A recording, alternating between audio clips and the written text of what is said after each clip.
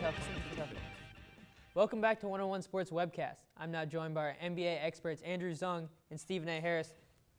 The NBA season is just 2 weeks in, and some teams might already be waiting for next year.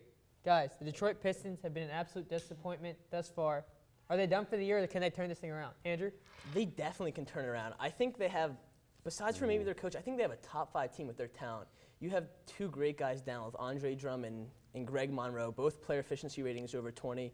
Greg Monroe, 17 and 8. Andre Drummond, double-double.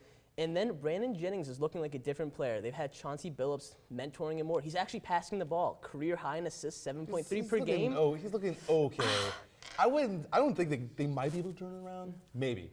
I'm not really 100% sure. Mostly because that defense is giving up 103.8 points per game, and they're giving up 24 assists, and the team is looking pretty bad on defense. For a team that has Josh Smith, Greg Monroe, and Andre Drummond, they're supposed to lock down on the inside and force three-point shots all day, and they haven't been able to do it. I agree. The defense should be a lot better. I think that's Mo Cheek's fault with the coach, but you still have a good core, and even their bench with Rodney Stuckey and Will Bynum. Like a good core. I feel like once they get the chemistry going together in a weak Eastern Conference, they just need a couple game winning streak, like 5, and then they can turn it on. That's the only reason I think they can turn it around. Especially since they don't have any stretch shooting. Other than Jennings and Billups, they don't have any stretch shooting.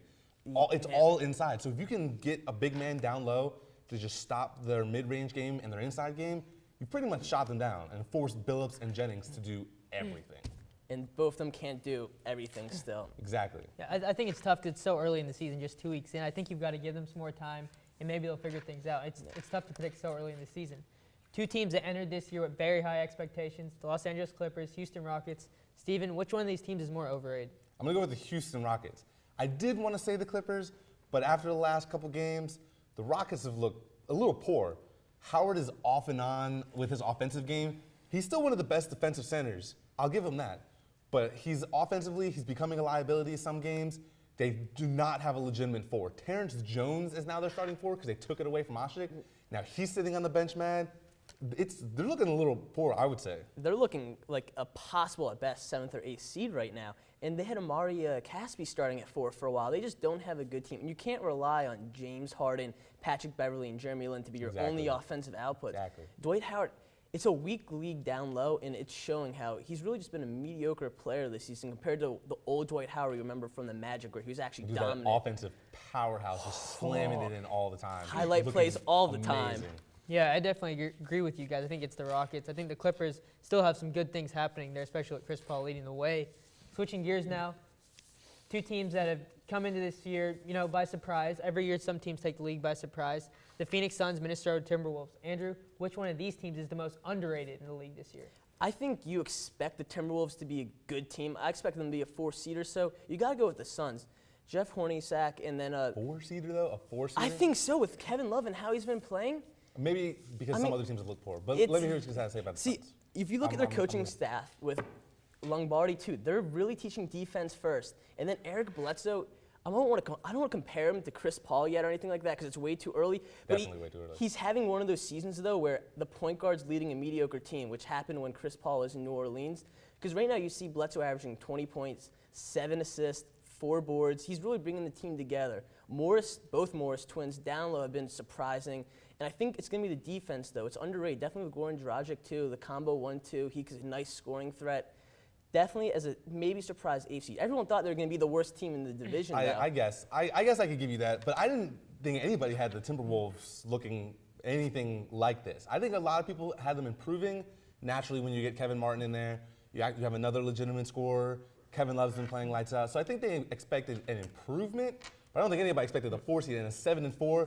They're 3rd in the division that has the Thunder in there.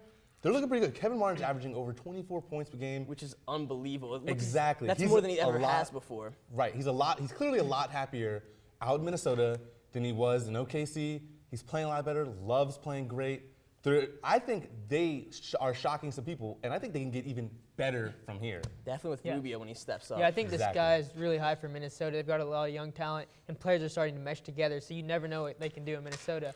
I know it's early in the season, but certain players have definitely shined and played above the other players in the league. If you had to pick right now, who's the MVP NNL? Most valuable player, not named LeBron. I think regardless if LeBron is or not, it's definitely Kevin Love this year. Ooh. His player efficiency rating's hovering around 30 right now, 27 points per game, 14.5 boards, 4.5 assists. You know who's the last MVP candidate like him? Kevin Garnett of the Timberwolves too. That's the kind of level he's playing right now. He's bringing this whole Minnesota Timberwolves team together. And the Timberwolves, they've been really good, but when you have Kevin Martin as your second leading scorer and Rubio's not picking up that scoring slack and stuff, you really need Kevin Love down low to bring attention. And it's really been helping Martin and the rest of the team.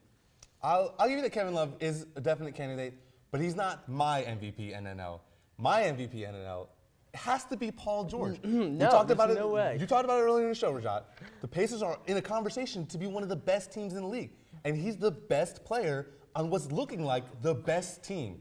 He is young, and he can only go up from here. Ever since the playoff series against the Heat, Paul George has been playing lights out, scoring a ton, and he's filled in amazingly for when Danny Granger's out, and Danny Granger's still out, and he's still playing amazing, leading the best team in the league. I agree that I don't want to say leading though. He's one of the best players, but he's been the catalyst for the team, not the leader. I feel like the MVP needs to be the leader of the team. That's David West for the Pacers. He's the guy that everyone looks up to. The veteran leader, but the player who goes out and shows them what he's made of seems to be Paul George every week. He's been, I don't know, I want to see him against some really good talent, because when he played against the Bulls last game, he kind of didn't look like the MVP candidate. I still think it's Kevin Love right now. Yeah, I like both of those guys, but I'm going to have to go with Kevin Love right now. I think Paul George Cut me deep.